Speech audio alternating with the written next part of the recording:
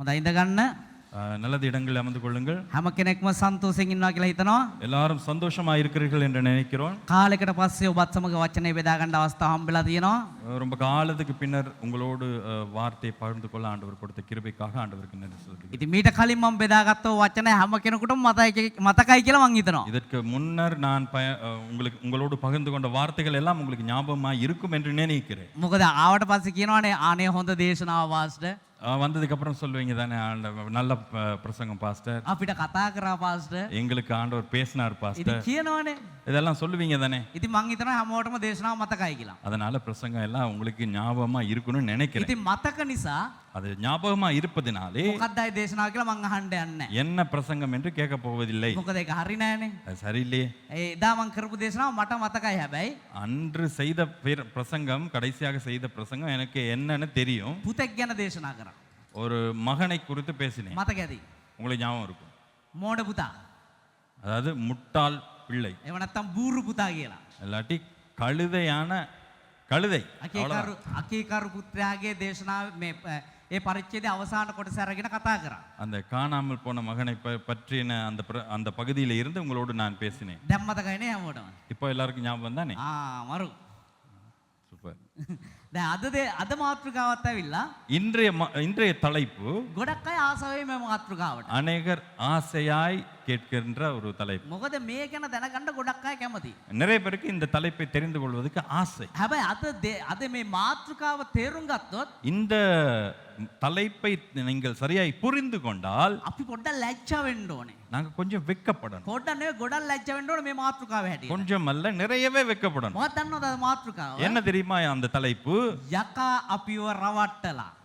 பிசாசு எங்களை ஏமாற்றி விட்டான். දැන් යකා ගැන කිව්වම ගොඩක් අය ආසයි ඉගෙන ගන්න. பிசாசு என்று சொன்னாலே அதை குறித்து கற்றுக்கொள்வதற்கு நிறைய பேருக்கு ஆவல் இருக்கும். අපේ මිනිස්සු යේසුස් වහන්සේ ගැන දැනගන්නවට වඩා යකා ගැන දැනගන්න ආසයි. இயேசுவை குறித்து தெரிந்து கொள்வதை விட பிசாசை குறித்து தெரிந்து கொள்வதற்கு அநேகருக்கு ஆர்வம் உண்டு. ඒ නිසා මේ මාතෘකාවට ගොඩක් අය ආස වෙයි. அதனால நிறைய பேருக்கு இந்த தலைப்பு பிடிக்கும். යකා අපිව රවට්ටලා. பிசாசு எங்களை ஏமாற்றி விட்டான். දැන් ඕක මගේ භාෂාවෙන් කිව්වොත් එහෙම இப்ப எங்களுடைய மொழியில நான் சொன்னால் යකා අපිව ගොනාට අන්දලා. அதாவது பிசாசு எங்களை என்ன செஞ்சிட்டான், ஏமாத்திட்டான், அவ்வளவுதான் சொல்லலாம். ගොනාට අන්දලා කියපුවම පොඩ්ඩක් මේ ඒක පොඩ්ඩක් සිංහලයට තේරෙනකොට පොඩ්ඩක් අපි ලැජ්ජ වෙන්න ඕනි කියලා තේරෙනවා. சிங்களவர்களுக்கு அது கொஞ்சம் புரியும், அது கொஞ்சம் வித்தியாசமா இருக்கும். தமிழிலே அப்படி இல்லை எதுவும். කියන්නේ ගොනාට අන්දලා කියන්නේ அதான் பிசாசு எங்களை முட்டாளாக்கிட்டான். යකා අපිව ගොනාට අන්දලා.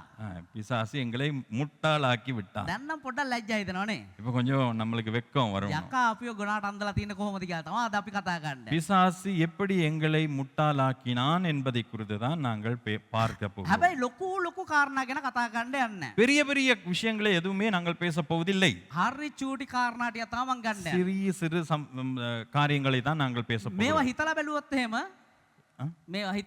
இதை கொஞ்சம் நினைச்சு பார்த்தா ඇත්තටම මෙහෙම වෙනවනේ නේද කියලා හිතෙයි.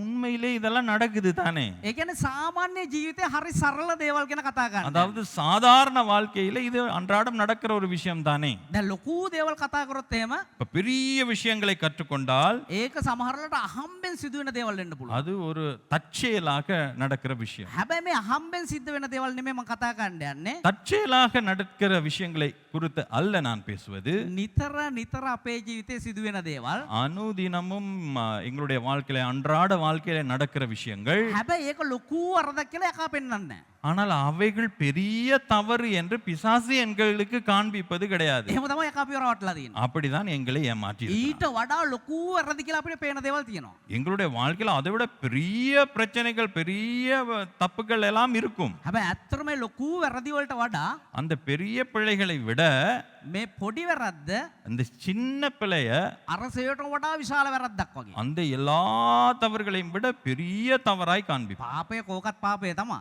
பாவம் என்றால் எல்லாமே பாவம்தான். වැරද්ද කෝකත් වැරද්ද තමයි. ஒரு குற்றம் என்றால் எல்லாமே குற்றம்தான். හැබැයි අනිත් එකකට වඩා මේවා පොඩ්ඩක් විශාලයි වගේ මට පේනවා. ஆனால் இது மற்றவைகளை விட இது கொஞ்சம் பெரிதாக இருக்கிறது என்று நான் நினைக்கிறேன். දැන් යක්ෂයා අපිව පරීක්ෂා කරන ආකාර තුනක් තියෙනවා. பிசாசு எங்களை சோதனைக்குட்படுத்தும் முறை 3 முறைகளிலே அவன் எங்களை சோதனைக்கு உட்படுத்துவான். ඒක එක ක්‍රමයක් තමා அதுல ஒன்றுதான் ශාරීරිකව යකා අපිව පරීක්ෂා කරනවා. சரீர ரீதியிலே எங்களை சோதனைக்கு உட்படுத்துவான். දැන් අපි පස්සේ මේ ගැන මේ කතා කරන්න යනවා මේ උදාහරණත් එක්ක. பிறகு நாங்கள் இதை உதாரணத்தோடு பார்க்க போகிறோம். ඔළුවේ තියාගන්න යකා අපිව ආකාර තුනකට පරීක්ෂා කරනවා. நன்றா ஞாபகம் வைத்துக் கொள்ளுங்கள், பிசாசு எங்களை 3 விதமாய் சோதனைக்கு உட்படுத்துவான். ඒකෙන් එක ක්‍රමයක් තමයි ශාරීරිකව යකා අපිව පරීක්ෂා. முதலாவது சரீர பிரகாரமாக. ඊළඟට යකා අපිව පරීක්ෂා කරන තව ක්‍රමයක් තමයි இரண்டாவது முறைதான் මේ දැන් මේක 1 2 කියලා දාගෙන මේ ඒක ඉස්සරෝම යකා මෙහෙම තමයි පරීක්ෂා කරන්න කියලා නැහැ. இந்த முறைப்படி தான் அவன் எங்களை சோதனைக்கு உட்படுத்துகிறான் என்பது அல்ல. මේ තුනෙන් කොයි ආකාරයෙන් හරි යක්ෂයා අපිව පරීක්ෂා කරනවා. இந்த 3 விதத்துல எப்படி சரி எங்களை சோதனைக்கு உட்படுத்துவான். මගේ පහසුවට 1 2 කියලා මම දාගෙන තියෙනවා. என்னுடைய இலக்குக்காக 1 2 என்று சொல்லுகிறேன். ඒතොර එක ඇවිල්ලා ශාරීරිකව යකා අපිව පරීක්ෂා කරනවා. முதலாவது சரீர ரீதியிலே. ඊළඟට යකා අපිව මානසිකව පරීක්ෂා කරනවා. இரண்டாவது மானசீக ரீதியிலே. ඒ කියන්නේ අපේ ඔළුවට වද දෙනවා යකා. அதாவது எங்களுடைய தலைக்கு எங்களுடைய யோசனைகளுக்கு பிசாசு சோதனைகளை கொண்டு வருவான். අපේ සිතුවිලි වලින් අපිව පරීක්ෂාවට දානවා. எங்களுடைய எண்ணங்களிலே எங்களை சோதனைக்கு உட்படுத்துவான். දැන් තුන්වෙනි පරීක්ෂාව තමයි மூன்றாவது தான் ආත්මිකව යකා අපිව පරීක්ෂා කරනවා. ஆவிக்குரிய ரீதியிலே எங்களை சோதனைக்கு உட்படுத்துவான். ඒතොර එක ශාරීරිකව අපිව පරීක්ෂා කරනවා යකා. முதலாவது சரீர ரீதியிலே, ඊට පස්සේ මානසිකව පරීක්ෂා කරනවා යකා. இரண்டாவது மானசீக ரீதியிலே, ඊළඟට ආත්මිකව යකා අපිව පරීක්ෂා කරනවා. மூன்றாவது ஆவிக்குரிய ரீதியிலே. දැන් ඕක පරීක්ෂා කරපු පළවෙනි උදාහරණය විදිහට මම ගන්න යන්නේ இதை முதல் உதாரணமாக நான் வேதத்திலிருந்து பார்க்க போவது අපෙල්ලගම උප්පත්ති පොතට. ஆதியாகம புத்தகத்துக்கு திருப்பிக் கொள்வோம். උප්පත්ති පොතේ 3 වෙනි පරිච්ඡේදයේ 4 වෙනි පදේ අපි කියමු. ஆதியாகமம் 3வது அதிகாரம் 4வது வசனம்.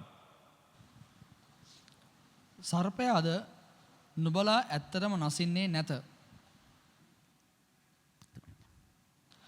මක් නිසාද නුබලා එයින් කන දවසෙහි නුබලාගේ ඇස් ඇරෙන බවත් නුබලා යහපත හා නපුර දැනගෙන දෙවියන් වහන්සේට සමාන වන බවත් දෙවියන් වහන්සේ දන්නාසේකයි ස්ත්‍රීට කීය. அப்பொழுது சர்ப்பம் ஸ்திரியை நோக்கி, நீங்கள் சாகவே சாவதில்லை.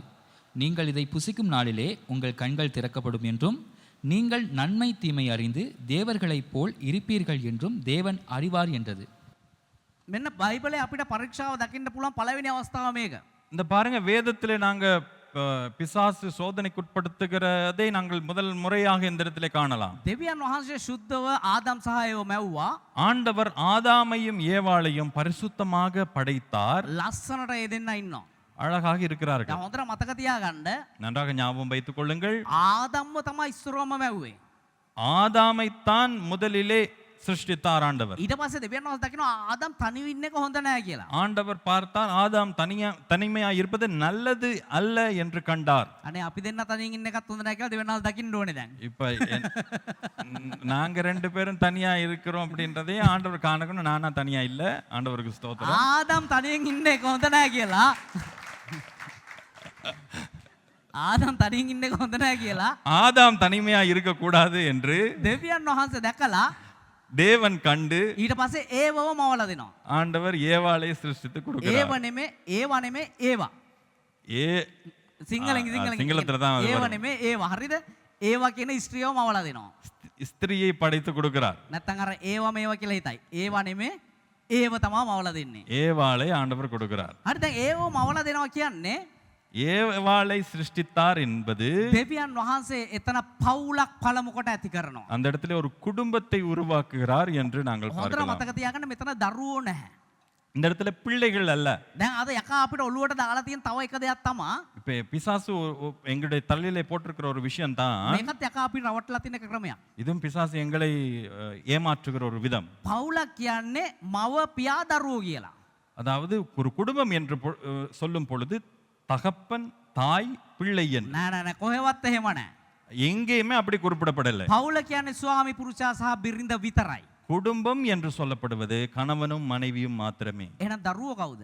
அப்படி என்றால் பிள்ளைகள் யார்? එහෙනම් පවුලට අවශ්‍ය නැද්ද ඒගොල්ලෝ? அப்ப பிள்ளைகள் தேவையில்லையா? දරුවෝ කියන්නේ දෙවියන් වහන්සේ පවුලට දෙන තෑග්ගක්. ஆண்டவர் பிள்ளைகள் என்று சொல்லப்படுபவர்கள் யார் என்றால் ஆண்டவராலே கொடுக்கப்படுகின்ற பரிசு. අපි හැමෝම තෑගි ගන්න ආසයි. நாங்கள் எல்லாரும் பரிசு பெற ஆசை. ඉතින් දෙවියන් වහන්සේ අපිට තෑග්ගක් දෙනවා. அப்ப ஆண்டவர் எங்களுக்கு பரிசுகளை ඒ கொடுக்கிறார். තමා දරුවෝ. அதான் பிள்ளைகள். ඉතින් සමහරලාට දෙවියන් වහන්සේ ඕක අනේ එයාලට ඒ තෑග්ග ඕනේ නැහැ කියලා හිතන අවස්ථාවක් තියෙනවා. சில நேரங்களிலே பரிசு வேண்டாம் என்று சொல்லுகிற சந்தர்ப்பங்களும் உண்டு. එහෙම හිතන්න උන්වහන්සේට මේ අවශ්‍යතාව ඇති.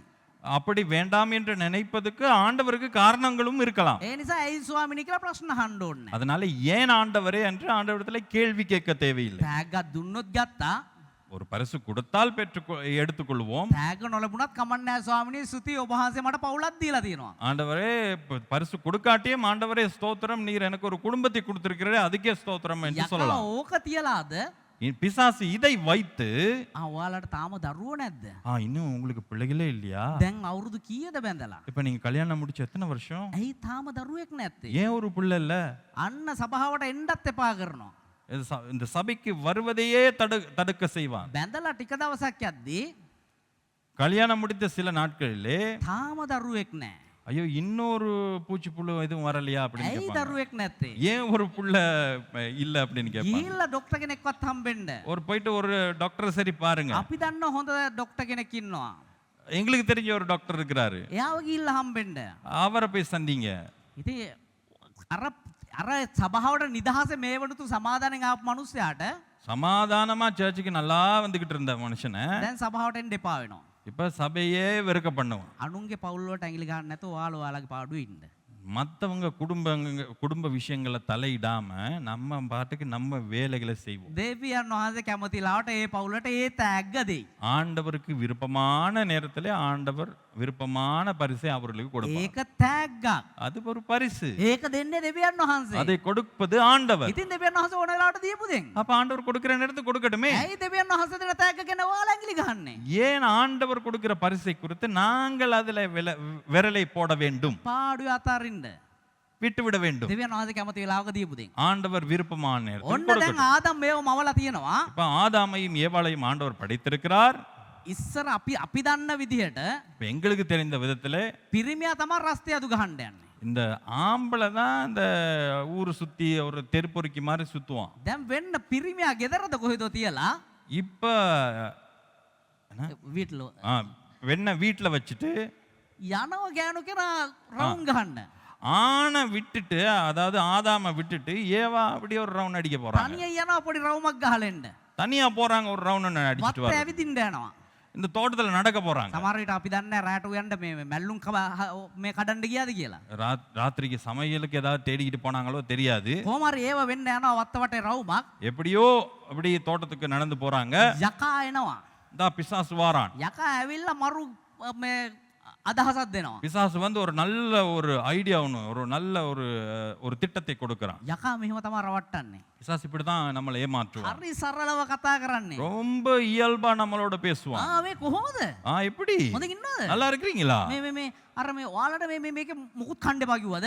ஜி இதுல எதுவுமே உங்களை சாப்பிட வேணாம்னு சொன்னாரா? පිස්සු දාලෝ பைத்தியமா? අපිට ඕන දෙයක් කන්න පුළුවන්. எங்களுக்கு எது வேணாலும் சாப்பிடலாம். හැබැයි අර මැද තියෙන ගහ තියෙනවනේ. அந்த நடுவுல இருக்கிற ஒரு மரம் இருக்குதானே, ඒකෙන් කන්න එපා කිව්වා. அதுல மட்டும் சாப்பிட வேணாம்னு சொன்னாரு.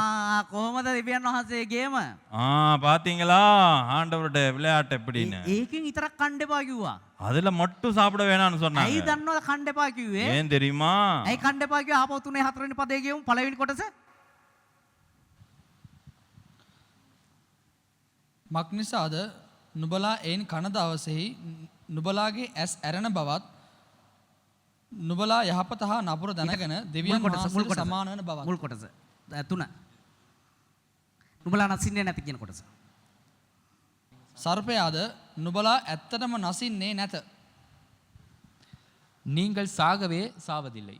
ඔන්න කියනවා නුඹලා ඇත්තටම නසින්නේ. இந்த இடத்துல சொல்லப்பட்டது நீங்க சாகவே சாக மாட்டீங்க. ඔයාලට කිව්වනේ ඕකෙන් කෑවොත් මැරෙනවා කියලා. நீங்க இதுல சாப்பிட்டீங்கன்னா செத்து போவீங்கன்னு சொல்லப்பட்டுச்சு தானே. පිස්සුද එහෙම වෙන්නේ නැහැ. பைத்தியமா அப்படியெல்லாம் நடக்காது. යකා මොනවද කියන්නේ? பிசாசு என்ன சொல்லுகிறான்? දෙවියන් වහන්සේ ඔයාලව රවට්ටලා. ஆண்டவர் உங்களை ஏமாற்றி விட்டார், ඔයාලව මැරෙන්න යන්නේ. நீங்க சாக போவதில்லை. වෙන්න යක්ෂයා ශාරීරිකව පරීක්ෂා කරන ක්‍රමය. இந்த பாருங்க, சரீர ரீதியிலே பிசாசு எங்களை சோதிக்கும் விதம். දෙවියන් වහන්සේ කිව්වේ ආත්මික මරණය ගැන.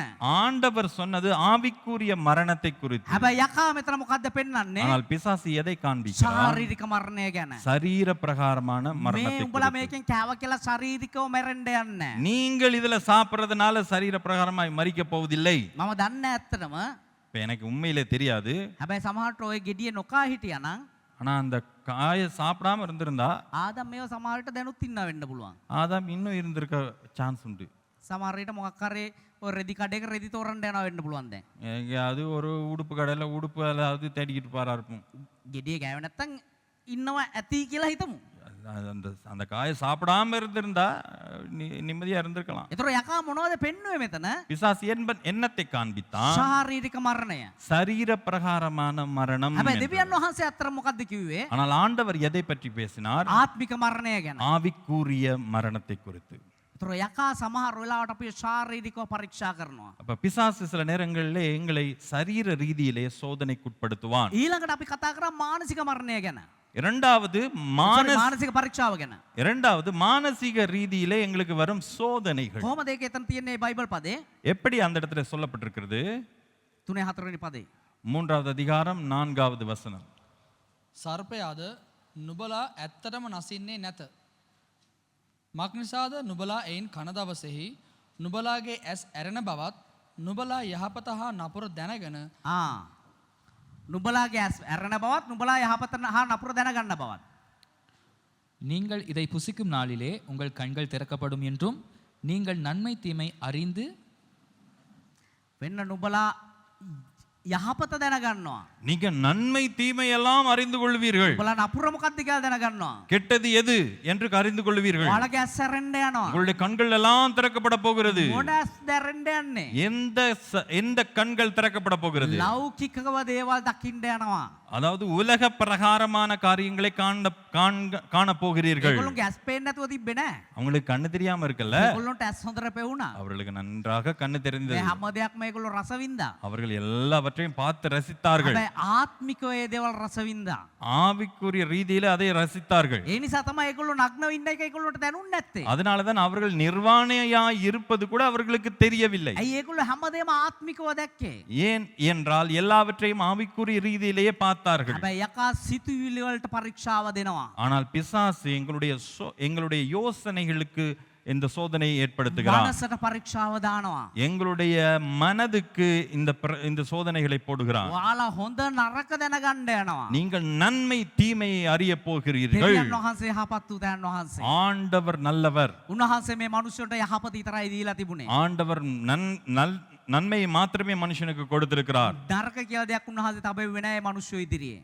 கெட்டது என்று எதையுமே ஆண்டவர் வைக்கவில்லை. හැබැයි යකා මේ මනුස්සයන්ගේ සිතුවිලි කොහොමද පරීක්ෂා කරේ? ஆனால் பிசாசு எப்படி அவர்களுடைய சிந்தனைகளை எப்படி சோதித்தான்? ඔයාලා යහපත විතරක් නෙවෙයි. நீங்கள் நன்மையை மாத்திரமல்ல ඔයා යහපතක් දැනගන්න යනවා. நீ தீமையையும் மறந்து கொள்வாய் දෙවියන් என்று. වහන්සේ උඹලට යහපත විතරයි පෙන්වලා තියෙන්නේ. ஆண்டவர் உங்களுக்கு நல்லதை மட்டும் தான் காட்டி இருக்கிறார். නෑ ඔවිට වඩා දෙයක් තියෙනවා. ஆனா அதுக்கு அப்பாற்பட்ட ஒன்று අයහපත කියලා දෙයක්ත් තියෙනවා. தீமையானதும் உண்டு. ඒක රසත් බලපල්ලා. அதையும் ருசித்து பாருங்கள். මනුෂ්‍යයාගේ සිතුවිලි වලට යකා දේවල් දැම්මා. மனிதர்களுடைய சிந்தனைக்கு பிசாசு இந்த சோதனைகளை போட்டான். යකා පරීක්ෂා කරා යහපත සහ අයහපත කියන දෙකම දැනෙන්න යනවා කියලා. இப்ப பிசாசு அவர்களுக்கு சொன்னான், நன்மை தீமை அறியத்தக்க விதத்திலே நீங்கள் இருக்க போகிறீர்கள் என்று. ඊළඟට යකා කොහොමද දන්නවද පරීක්ෂා කරේ? அடுத்த விதத்துல எப்படி அவன் சோதனைக்கு உட்படுத்தினான்? ආත්මිකව. ஆவிக்குரிய ரீதியிலே. ආපහු ඒ කොටස අවසාන කොටස අපි කියමු. அதே வசனத்திலே கடைசி பகுதியை வாசிப்போம். දෙවියන් වහන්සේට සමාන වන බවත් දෙවියන් වහන්සේ දන්නා සේකයි ස්ත්‍රීට කීය. நீங்கள் நன்மை தீமை அறிந்து தேவர்களைப் போல் இருப்பீர்கள் என்றும் தேவன் அறிவார் என்றது. දෙවියන් වහන්සේට සමාන වෙන්න යන උඹලා. ஆண்டவருக்கு நீங்கள் ஒத்தவர்களாக ஆக போகிறீர்கள். ඒ කියන්නේ ආත්මික උඹලා උසස් වෙන්න அதாவது යනවා. நீங்க ஆவிக்குரிய ரீதியில உயரப் போகிறீர்கள். දැන් ඉන්න උඹලා දෙවියන් වහන්සේගේ මට්ටමේ නෙමෙයි. இப்போ இருக்கிறது நீங்கள் அந்த முறையிலே அல்ல. හැබැයි මේ ගහේ මේ ගෙඩිය කෑවොත් ஆனா இந்த மரத்துல மட்டும் சாப்பிட்டீங்களோ උඹලා දෙවියන් වහන්සේගේ තත්ත්වයට පත් වෙන්න நீங்க යනවා. ஆண்டவரை போல மாற ආත්මිකව උඹලා උසස් වෙන්න යනවා. ஆவிக்குரிய ரீதியில உயரப் போகிறீர்கள். මේ ආකාරයෙන් ඒවව පරීක්ෂා කරා යක්ෂයා. இந்த விதத்திலே 3 விதத்திலே பிசாசு ஏவாளை ශාරීරික මරණය දාලා පරීක්ෂා කරා.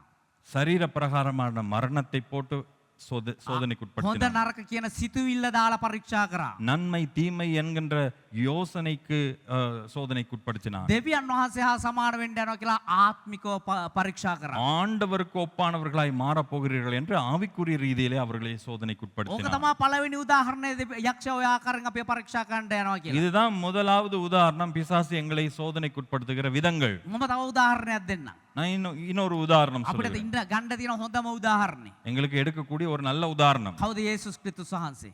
யார் என்றால் இயேசு. යක්ෂයා යේසුස් ක්‍රිස්තුස් වහන්සේව 3 ආකාරකින් පරීක්ෂා කරා. இயேசுவை பிசாசு 3 விதங்களிலே சோதனைக்குட்படுத்தினார். ඒත් මේ කාරණා තුන තියෙනවා තමයි. இந்த 3 விஷயங்களை வைத்துத்தான். මොකක්ද ඒ කාරණා තුන? அந்த 3 காரியங்கள் என்ன? ශාරීරිකව, சரீர ரீதியிலே, මානසිකව, மன ரீதியிலே, ආත්මිකව. ஆவிக்குரிய ரீதியிலே. යේසුස් වහන්සේවත් මේ ආකාරම පරීක්ෂා කරා. இயேசுவையும் இதே நிலையிலே பிசாசு சோதித்தார். යේසුස් වහන්සේ දවස් 40ක් නිරාහාරව ඉන්නවා. இயேசு 40 நாட்கள் உபவாசமாய் இருக்கிறார். ඔන්න දවස් 40 ඉවර කරනවා උන්වහන්සේ නිරාහාරය. 40வது நாள் முடிகிறது. දැන් උන්වහන්සේට බඩගිනි. இப்ப ஆண்டவருக்கு பசி எடுத்து යක්ෂයා එනවා සර්පයෙක්ගේ ස්වරූපයෙන්. இப்ப பிசாசு சர்ப்பமாக வருகிறான். ඇවිල්ලා පරීක්ෂා කරන ඔය තුන් ආකාරයෙන්ම. இந்த 3 விதத்திலே ஆண்டவரை சோதனைக்குட்படுத்துகிறான். ඉස්සරවම කොහොමද දන්නවද මොනවද දන්නවද කරන්නේ? முதலாவது என்ன செய்கிறான்? දැන් මේක මතේයු පොතේ මාර්ක් පොතේ පිළිවෙල මාරු වෙලා තියෙනවා. மத்தேயு மார்க்கு புத்தகத்திலே முறைகள் எல்லாம் மாறி இருக்கும். දැන් අපි යන පිළිවෙලටම අපි කතා කරමු. நான் இருக்கிற விதத்திலே பார்ப்போம். වෙන්න යේසුස් වහන්සේ දිහා බලලා යකා කියනවා இயேசுவை பார்த்து பிசாசு சொல்லுகிறான், බඩගිනි නේද දැන්? உங்களுக்கு பசி தானே, කන්න ඕනේ නේද? உங்களுக்கு சாப்பிடணும் தானே, මේ තියෙන්නේ ගල්. இந்த பாருங்க கல் இருக்கு, මේ ගල් රොටි කරන්න. இந்த கல்லெல்லாம் நீங்க அப்பமா மாற்றுங்க. ගල් බනිස් කාලා ඇති ඔයාලා. நீங்க ගල් බනිස්. கல் பனிஸ் சாப்பிட்டுருப்பீங்க. හැබැයි ගල් රොටි කාලා නැතුව ඇති. இப்ப இது கல் அப்பம். යේසුස් වහන්සේ කැමති වුණා ගල් රොටි අපිට දෙන්න. යේසුස් වහන්සේ කැමති වුණා ගල් රොටි අපිට දෙන්න. இயேசு எங்களுக்கு விருப்பப்படல, எங்களுக்கு கல்லிலே உருவாக்கப்பட்ட அப்பத்தை கொடுப்பது. ඒ නිසා උන්වහන්සේ ගල් රොටි කරේ නැහැ. அதனாலே ஆண்டவர் அந்த கல்லை හැබැයි அப்பமாக்கவில்லை. අපේ විද්‍යාලටම විශේෂ රොටියක් තියෙනවා. ஆனா எங்க கல்லூரிக்கு உரித்தான ஒரு ரொட்டி வகை உண்டு. ඒක වෙන කොහෙවත් බයිබල් කොලෙජ් වල නැතුව ඇති කියලා මං හිතනවා. அது உலகத்தில் இருக்கிற எந்த பைபிள் காலேஜிலும் இருக்கவே තියෙනවා නම් இருக்காது. ඒ බයිබල් කොලෙජ් වලටම විශේෂ රොටියක්. அப்படி என்றால், அப்படி இருந்தால் அது ஒரு விசேஷித்த பைபிள் காலேஜா இருக்கும். ඒ රොටිය පුච්චලා அந்த ரொட்டியை சுட்டு පැය භාගයක් ගියා නම් ஒரு அரை மணி நேரம் போனா සෙනසුරාදා කටට දාගන්න කෑල්ල ඉරිදා උදේ වෙනකන් හපන්න පුළුවන්. ஞாயிற்றுக்கிழமை காலைல போட்டது இல்ல, சனிக்கிழமை காலையில போட்ட அந்த ரொட்டி துண்டு ஞாயிற்றுக்கிழமை இரவு வரை நாங்க மென்று கொண்டு මම இருக்கிறோம். ඒ රොටි කන්න හැම වෙලාවෙම අපේ කට්ටියන්ට කියන දෙයක් තමයි அந்த ரொட்டியை சாப்பிடுற நேரம் எல்லா நேரங்களும் நான் சொல்ற ஒரு விஷயம் தான். බැරි වෙලාවත් යේසුස් වහන්සේගේ අන්තිම රාත්‍රී භෝජනෙට මේ රොටිය හම්බෙලා තිබුණා නම් கடைசி அந்த ராபோஜத்தின் அன்று இயேசுக்கு இந்த மாதிரி ஒரு ரொட்டி கிடைச்சிருந்துச்சுன்னா, උන්වහන්සේ රොටිය අරගෙන இயேசு அந்த ரொட்டியை எடுத்து, මං එනතුරු මේ රොටි කඩපල්ලා කියලා කියන්නේ නැහැ කවදාවත්. நான் வரும் வரை இந்த ரொட்டி உடையுங்கள் என்று சொல்லி இருக்க மாட்டார். මං එනතුරු මේ රොටිය හපපල්ලා කියලා දියේ. நான் வரும் வரை இந்த ரொட்டியை மென்று கொண்டு இருங்கள் என்று එච්චරට විශේෂ වූ රොටියක් වෝක. அவ்வளவு விசேஷித்தமான ரொட்டி. කැමති නම් ඇවිල්ලා අපේ ප්‍රදේශලන් ඉල්ලා කාලේ යන්න සෙන්සුරාදාට. விருப்பம்னா வந்து சனிக்கிழமைகள்ல எங்களுடைய மாணவர்கள்ட்ட கேட்டு வாங்கி சாப்பிட்டு போங்க. යකා ඇවිල්ලා යේසුස් වහන්සේට කියනවා මේ ගල් රොටි කරන්න කියලා. பிசாசு வந்து சொல்லுகிறான், இந்த கற்களை அப்பமாக மாற்றுங்கள் என்று. උන්වහන්සේට මේ වෙලාවට බඩගිනි ஆண்டவருக்கு நல்ல பசி, කන්න ඕනේ. இப்ப சாப்பிடணும். ඒ කියන්නේ ශරීරයට තමයි අවශ්‍යතාවය තියෙන්නේ. அதாவது சரீரத்துக்கு தான் தேவை. යකා ශාරීරිකව පරීක්ෂා කරනවා උන්වහන්සේව. பிசாசு சரீர ரீதியிலே சோதனைக்குட்படுத்துகிறான். උන්වහන්සේ වචනය තුලින් ජයග්‍රහණය කරනවා. ஆண்டவருடைய வார்த்தையிலே ஜெயிக்கிறான். ඔන්න ඊළඟට යක්ෂයා පරීක්ෂා කරන මානසික උන්වහන්සේව. அடுத்த பகுதியை பார்த்தால் மானசீக ரீதியிலே சோதனைக்குட்படுத்துகிறான். බයිබල් පද මේවා කියවන්න යන්න ඔබ දන්නවා මතේයු පොතේ මේ කොටස තියෙනවා කියන එක. உங்களுக்கு தெரியும், மத்தேயு புத்தகத்திலே இந்த வசனங்கள் உண்டு. ඒ නිසා අපි මේ බයිබල් පද කියවන්න යන්නේ நாங்கள் அதை නිසා. அதை நாங்க வாசிக்க போறதில்லை, நேரம் போகுதுனா. ඊට පස්සේ මානසිකව යක්ෂයා කොහොමද පරීක්ෂා කරන්නේ? பாருங்க, மானசீக ரீதியிலே எப்படி பிசாசு அவர்களுக்கு சோதனை கொண்டு வந்தான். යේසුස් වහන්සේ එක්කන් යනවා දේවමාලිගා මුදුනට. இயேசுவை கூட்டிக் கொண்டு போகிறான் தேவாலயத்தின் உப்பருகை. දේවමාලිගා මුදුනට ගිහිල්ලා කියනවා தேவாலயத்தின் உப்பருகைக்கு கொண்டு போய் சொல்லுகிறான், මෙතනින් පහළට පයින්න. இங்க இருந்து மேல இருந்து குதிங்க. දේවදූතයෝ නුඹේ පය ගලක නොවදින විදිහට ආරක්ෂා කරගන්න. தேவ தூதர்கள் வந்து உங்களுடைய பாதம் கல்லிலே மோதாதபடிக்கு உங்களை காத்துக் கொள்வார்கள் என்று. දැන් ඔතනදී අපි දෙයක් හිතන්න ඕනේ. இதிலே நாங்க ஒரு விஷயத்தை யோசிக்க வேண்டும். දේවමාලිගාව කියන්නේ ඒ තරම් මේ අඩි 100ක් 150ක් උස තරම් නෙමෙයිනේ. இப்ப தேவாலயம் என்று சொல்லுவது ஒரு 150 200 அடி உயரமான ஒரு கட்டிடம் கிடையாது. සාමාන්‍ය උස ගොඩනැගිල්ලක්. ஒரு சாதாரண ஒரு உயரமுள்ள ஒரு கட்டிடம். ඊශ්‍රායල් වල ඊට වඩා උස තැන් තියෙනවනේ. இஸ்ரவேல் அதை விட நல்ல உயர்ந்த இடங்கள் உண்டு தானே. ඉතින් ඊට වඩා උස තැනකට ගෙනහිලා පයින්න කියන්න තිබුණේ යකාට.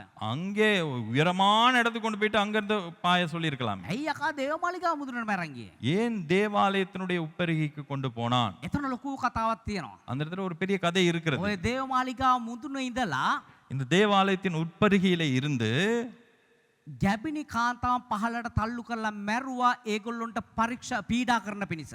யூத பெண்களை கர்ப்பிணி பெண்களை மேலே இருந்து தள்ளி அவர் கீழே விழுந்து அவர்களுடைய வயிறு வெடித்து அப்படி சிதறி சாக அடிக்க பண்ணினார்கள். ඒක ඉස්රායල් ඉතිහාසයේ තියෙන කතාවක්. அது இஸ்ரவேலினுடைய சரித்திரத்திலே இருக்கிற ஒரு கதை. මෙතන ඒ කතාව විස්තර කරන් ඉන්න වෙලාව මදි අපිට. அந்த கதையை இந்த இடத்துல நாங்கள் விளக்கப்படுத்திக் கொள்வதற்கு நேரம் இல்லை. මානසිකව උන්වහන්සේට ඒ සිද්ධිය මතක් කරලා மானசீக ரீதியிலே அந்த சம்பவத்தை ஞாபகப்படுத்தி මානසික උන්වහන්සේ වටන පිණිස තමයි දේවමාලිගාව මුදුනටම යකයි උන්වහන්සේව ගෙනියන්නේ. அதனால தான் அந்த மானசீக ரீதியிலே அவரை வீழ்த்துவதற்காக அந்த உப்பருகைக்கு அவரை கொண்டு போனது. හැබැයි මානසික පරීක්ෂාවනොත් යේසුස් ක්‍රිස්තුස් වහන්සේ ජය ගන්නවා. அந்த மானசீக சோதனையும் இயேசு ஜெயித்தார். උන්වහන්සේ කොහොමද එතනත් පරීක්ෂාව ජය ගත්තේ? அவர் எப்படி அந்த இடத்துல ஜெயித்தார்? එතනත් වචනේ තමයි උන්වහන්සේ ජය ගත්තේ.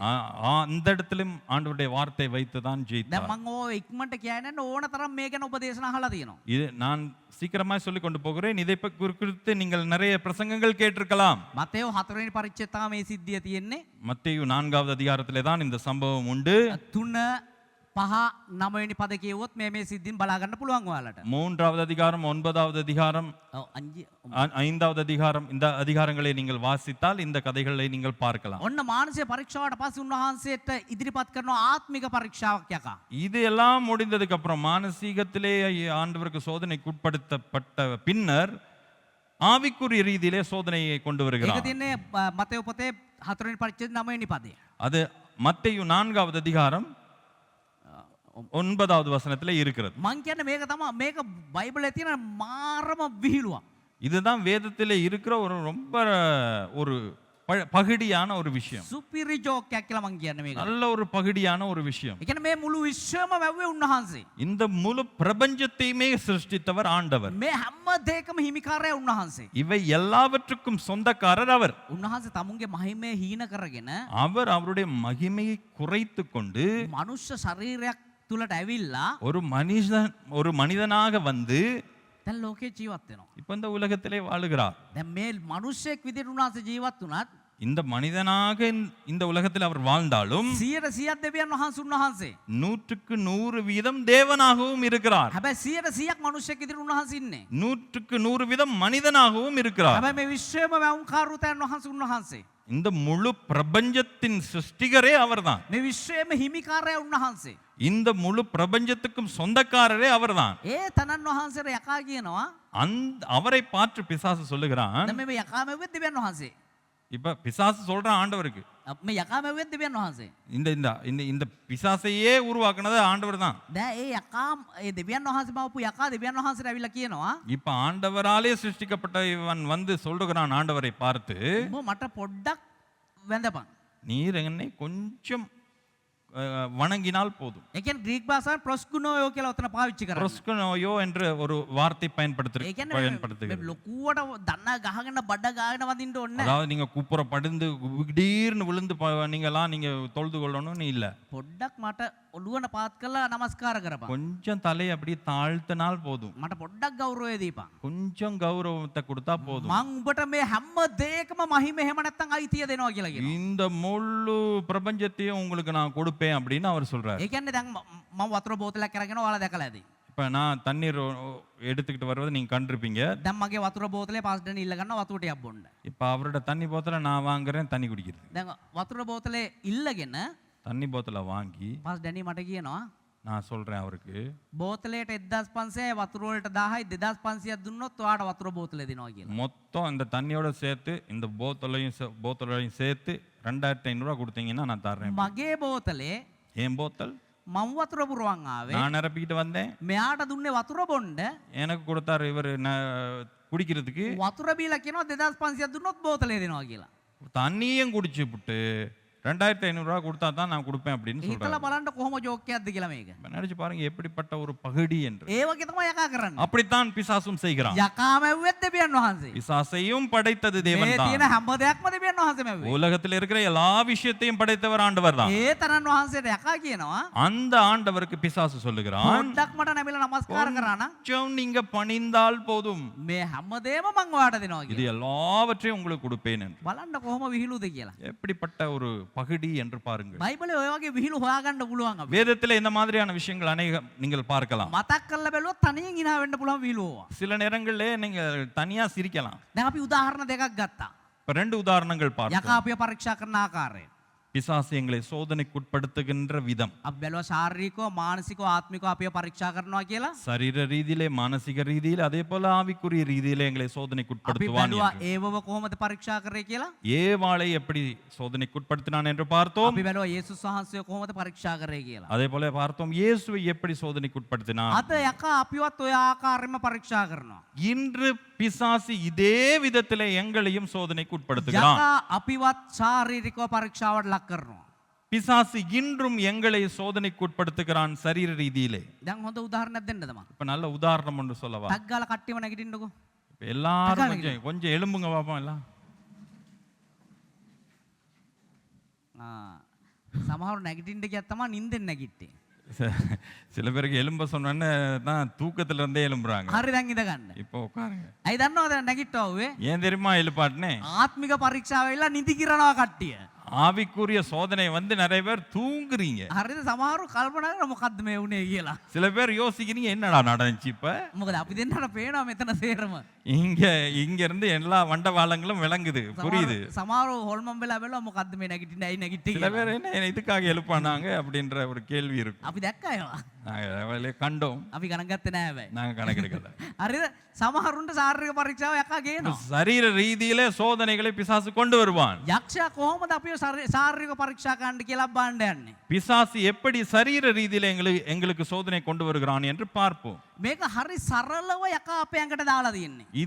இதை ஒரு சாதாரணமாக ஒரு இயல்பான ஒரு விஷயமாக எங்களுடைய சரீரத்துக்கு போட்டிருக்கிறான். ඒ කියන්නේ අනිත් දේවල් මීට වඩා බරපතල දේවල් විදිහට පෙන්නලා அதாவது இதை விட ரொம்ப சீரியஸான ரொம்ப பெரிய காரியங்களாக மற்ற காரியங்களை காண்பித்து මේක නිකන් සරල දෙයක් විදිහට අපේ ඇඟට දාලා இது තියෙනවා. ஒரு இயல்பான ஒரு சாதாரணமான ஒரு விஷயமாக අර காண்பித்திருக்கிறோம். අනිත් කාරණා කරන්න අපි බය වෙනවා.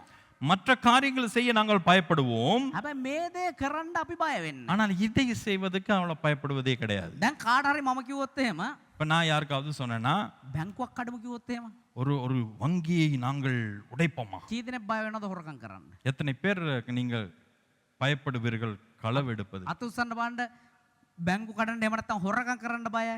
இந்த களவெடுக்கிறதுக்கு இல்லாட்டி பேங்க் உடைக்கிறதுக்கு எத்தனை பேருக்கு விருப்பம் இல்லை අපි அப்படின்னு ඕන දෙයකට රෙඩි කියන පොරවල්ලත් ඉන්නවා. நாங்க பேங்க்ல எது வேணாலும் ரெடி அப்படின்னு சொல்றவங்களும் இருக்கிறீர்கள். මොකද සමහරුන්ගේ අත් උඩට යන්නේ. ஏன்னா சில பேர்ட்ட கையே போகல மேல. හරිද? අපි බැංකු කඩන්නත් ඕකේ පාස්ටර්. நாங்க பேங்க் உடைக்கிறதுக்கும் ரெடி. අපි ආඥා කරලා බැංකුවක් කඩමු. நாங்க ஜெபிச்சு ஒரு பேங்கை உடைப்போம். මොකද දෙවියන් වහන්සේ අපි ආරක්ෂා කරන දයන් වහන්සේ. ஆண்டவர் எங்களை பாதுகாக்கும் தேவன். උන්වහන්සේ අපේ පර්වතයයි.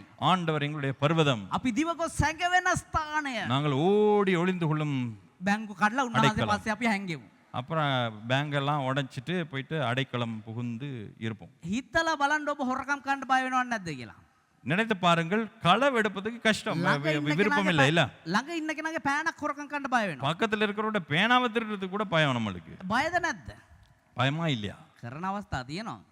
Yes, அப்படி செய்யற சந்தர்ப்பங்கள் உண்டு. මන් දන්නවා සමහරු හොරෙන් බස් එකේ හොරෙන් යනවා ටිකට් ගන්න නැතුව. சில பேர் பஸ்ல டிக்கெட்டே எடுக்காம ஓசிலேயே போவாங்க. එහෙම කරලා නැත්තම් ඒ ස්කූල් ජීවිතේ වැඩකුත් නැහැ පාසල් කාලේ. அந்த அப்படி செய்யாட்டி ஸ்கூல் வாழ்க்கையே போரிங்கா இருக்கும். හරිද? එහෙම කරනවා අපි ජොලියට.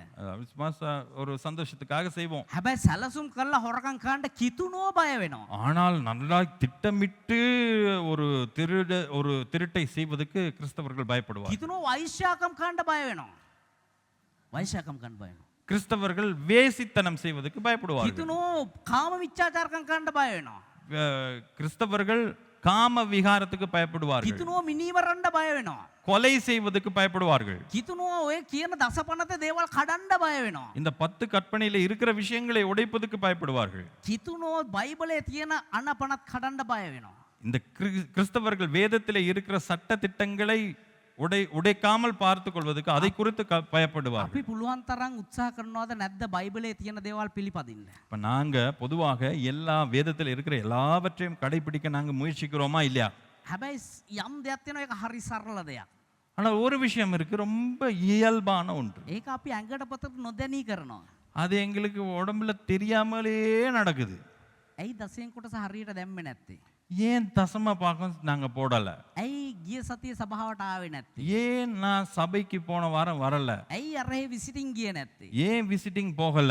හරි සිම්පල් උත්තරයක් දෙනවා. ஒரு சிம்பிளான ஒரு பதில் கொடுப்பார்கள். ගිය සතියේ ඔළුවේ අමාරුවක් ආවා මට. போன வாரம் ஒரு தலைவலி ஒன்று வந்துச்சு, මට එන්න බැරි වුණා. எனக்கு வர முடியாம போச்சு. ඇත්තටම ඔළුවේ අමාරුවද? உண்மையிலேயே தலைவலியா? ඔළුවේ අමාරුවක් නැහැ. தலைவலி அல்ல, වෙන අමාරුවක් මේක. இது வேற ஏதோ ஒரு வழி. ආවේ නැහැ මෙයා. அவன் வரவே இல்லை சர்ச்சுக்கு. ඇයි ආඥාවට ආවේ නැත්තේ? ஏன் ஜெபத்துக்கு வரவில்லை? ඇයි ලේඩිස් මීටින් එකේ ආඥාවට සම්බන්ධ වුනේ නැත්තේ? ஏன் லேடிஸ் மீட்டிங் அந்த குரூப்ல இணையவில்லை? ඒගොල්ලන්ට පොඩි අවස්ථාවක් දෙන්න එපා. ඒකයි ඇදලා ගත්තේ. ஆ? ඒගොල්ලන්ට පොඩි අවස්ථාවක් දෙන්න அப்ப බෑ. அவங்களுக்கு கொஞ்சம் சந்தர்ப்பம் கொடுப்பதனாலே நாங்கள் இதை குறித்து பேசுகிறோம். ඇයි සම්බන්ධ වුනේ නැත්තේ? ஏன் நீங்கள் ஆன்லைன்ல வரவில்லை? කියනවා මොකක් හරි කාරණාව. ஏதாவது ஒரு காரணம் சொல்லுவார்கள். අපි කියමු යෝහාන් පොතේ 8 වෙනි පරිච්ඡේදයේ 44 වෙනි පදය. யோவான் 8வது அதிகாரம் 44வது வசனம் வாசிங்க.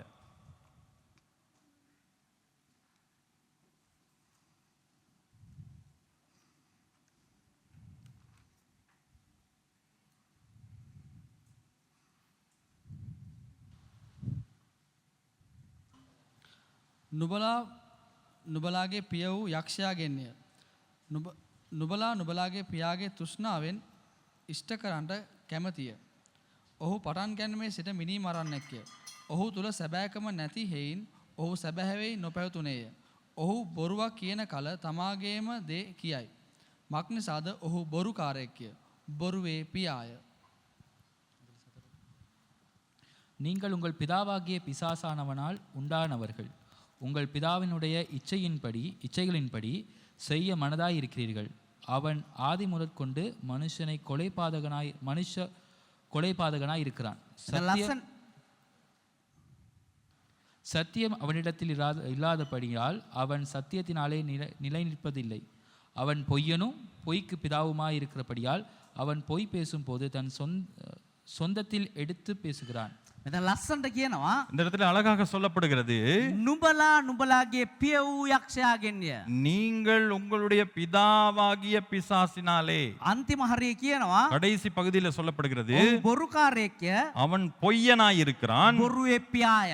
பொய்க்கு பிதாவாய் இருக்கிறான் කවුද என்று. බොරුවේ පියා? பொய்க்கு பிதா யார்? යකා. பிசாசு.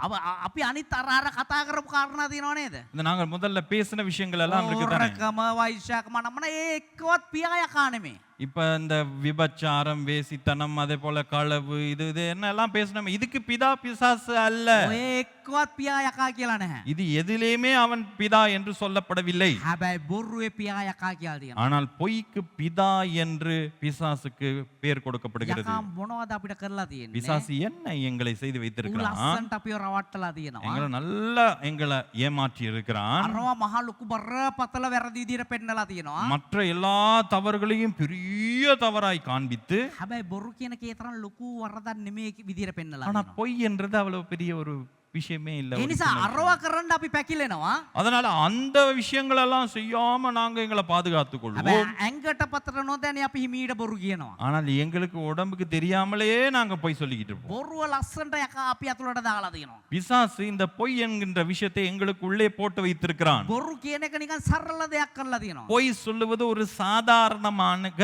ஒரு சரளமான ஒரு விஷயமாக மாற்றி விட்டான். ඇයි දන්නවද? ஏன் தெரியுமா? ඌ තමා බොරුවේ පියා. அவன் தான் பொய்க்கு பிதா. මං මේ අරවා හරි කියලා නෙමෙයි කියන්නේ. அவைகள் எல்லாம் சரி என்று நான் சொல்லவில்லை. අනිත් පාර කියයි ඒ වගේ පියා යකා නෙමෙයි. ඒ නිසා ඒවා කරමු බොරු නොකියයිමු කියලා. அப்ப நாங்க அதெல்லாம் செய்யாம நாங்க பொய் மட்டும் சொல்லாம இருப்போம், மற்றதெல்லாம் செய்யலாம் அப்படின்றது அல்ல. ඇයි අර වගේ පියා යකා නෙමෙයිනේ. ஏன்னா அதுக்கு பிதா பிசாசு இல்ல தானே. ඒ නිසා බොරු නොකිය අරවා කරමු කියයි. அதனால பொய் சொல்லாம அந்த விஷயம் எல்லாத்தையும் நல்லா செய்வோம். ඒ හැමදේම වැරදි. எல்லாம் பிழைதான். හැබැයි බොරුවේ පියා යකා. ஆனா பொய்க்கு பிதா பிசாசு. අද අපි බොරු කියන ඇඟට පතර නොදැනි. இன்று நாங்கள் பொய் சொல்லுகிறோம், எங்களுக்கு அறியாமலே நிறைய நேரங்களில் பொய் යකා ඒක சொல்லுகிறோம். සරල දෙයක් කරලා. பிசாசு அது ஒரு சரளமான ஒரு விஷயமாக යකා மாற்றி අපිව விட்டான். රවට්ටලා තියෙනවා. எங்களை ஏமாற்றி இருக்கிறான். අද අපි සමහර දේවල් ඒකට හදාගෙන තියෙනවා. அது சில விஷயங்களை நாங்கள் பழகி இருக்கிறோம். அது කාටවත් යහපතක් වෙන පිණිස බොරු කිව්වට කමන්නේ. அதாவது நாங்க சில பேர் சொல்லுவோம், ஒரு யாருக்காவது நல்லது நடந்தா நல்லது தானே, ඒ නිසා அதுக்காக போய் சொல்லலாம். මම ඒ බොරුව කිව්ව නැත්තම් ඉවරයි එතන.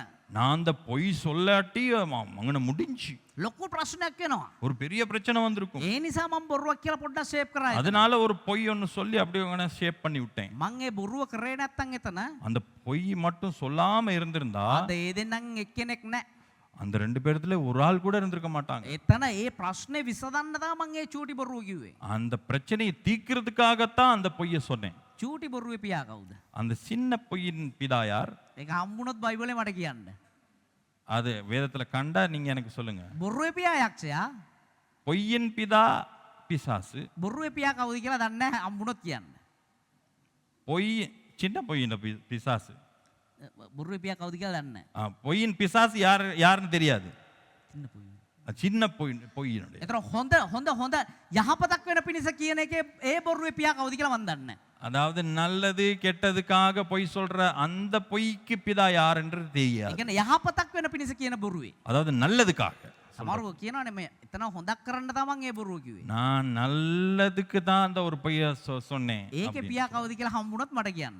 அதுக்கு பிதா யாருன்னு நீங்க தேடி பிடிச்சு சொல்லுங்க. එතකොට ඊළඟ සැරේ මට දේශනා කරා හැකි ඇත්ත පියා බොරු පියා මේ බාප්පා කියලා බොරු වලට ඔය දාලා දේශනාවක් ගන්න පුළුවන්. அப்ப தகப்பன் பொய், அப்புறம் பிதா குமாரன் அப்படி இப்படின்னு போய்கிட்டே இருக்கலாம் பொய்க்கு. ඒ නිසා මේක සරලව ගන්න එපා.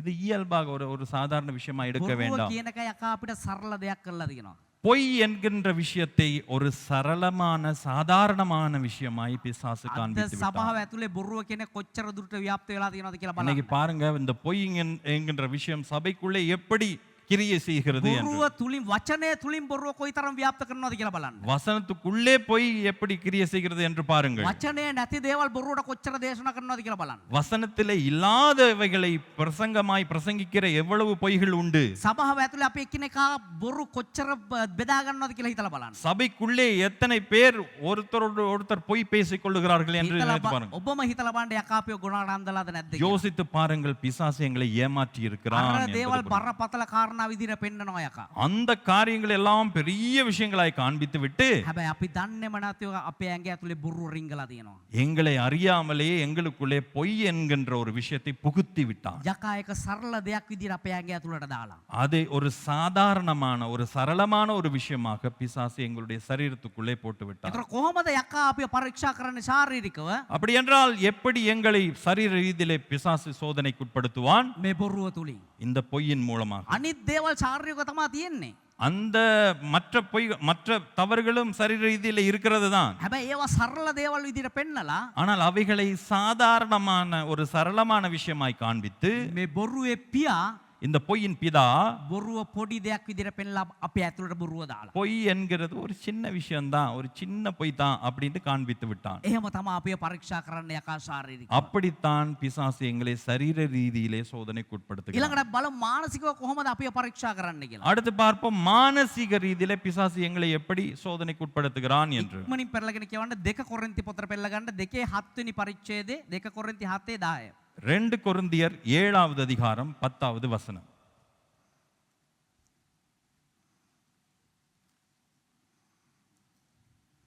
2 කොරින්ති 7:10. 2 கொரிந்தியர் 7வது அதிகாரம் 10வது வசனம். මක්නිසාද දේව කැමැත්තට එකග වූ ශෝකයෙන් තැවෙන්ට කාරණයක් නොවන්නා වූ ගැලවීමට පමණුවන පසුතැවිලිවීම හටගන්නේය. නොමුත් ලෞකික ශෝකය මරණය උපදවන්නේය. ඊළඟට පෙරලා තියාගන්න මතෙව් 6 වෙනි පරිච්ඡේදයට. அடுத்து இன்னொரு வசனம் இருக்கிறது, மத்தேயு 6வது அதிகாரத்துக்கு திருப்பிக் கொள்ளுங்கள். தேவனுக்கேற்ற துக்கம் பின்பு மனஸ்தாபப்படுகிறதற்கு இடமில்லாமல் இரட்சிப்புக்கு ஏதுவான மனஸ்தாபத்தலை உண்டாக்குகிறது. லௌகிக துக்கமோ மரணத்தை உண்டாக்குகிறது. මතෙව් 6 වෙනි පරිච්ඡේදයේ 27 වෙනි පදය. மத்தேயு 5வது அதிகாரம் 27வது வசனம். කනසලු වීමෙන් තමාගේ උසට එක් රියනක් එක් කර ගන්නට නුබලා අතරින් කවරෙකුට පුළුවන්ද?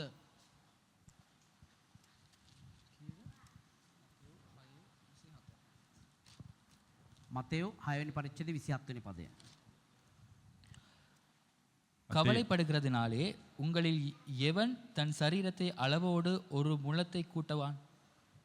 මෙතන අපි ආපු 2 කොරින්ති 7:10 බැලුවොත් එහෙම இவர் 2 கொரிந்தியர் 7வது அதிகாரம் 10வது வசனத்தை பார்த்தால் එතන මෙහෙම කියනවා அந்த இடத்துல சொல்லப்படுகிறது, මක්නිසාද දේව කැමැත්තට එකඟ වූ ශෝකයෙන් ஆண்டவருடைய அந்த வசனத்தை வாசிங்க திருப்பி 2 கொரிந்தியர் 7:10. கவலைப்படுகிறதினாலே உங்களில் எவன் தன் சரீரத்தை அளவோடு ஒரு முழத்தை கூட்டுவான்?